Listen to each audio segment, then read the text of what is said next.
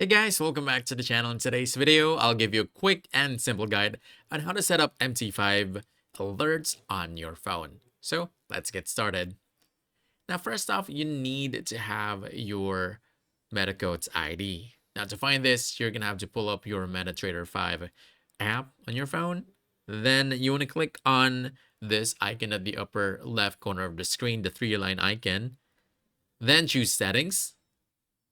From here, you'll be able to see your MetaQuotes ID. So simply copy this, then save it somewhere else, all right? But for now, let's go ahead and open our MT5 app on our computer. Now in your desktop, here's what you need to do. Click on Tools right over here, found at the top side of the screen. Then you want to choose Options. Then from here, go to Notifications. Then you want to tick this box, Enable Push Notifications, and do the same thing for both of these. Finally, just simply paste in here your MetaCode's ID, test it, and hit OK. And that's it. Now you know how to set up MT5 alerts on your phone in just a few simple steps.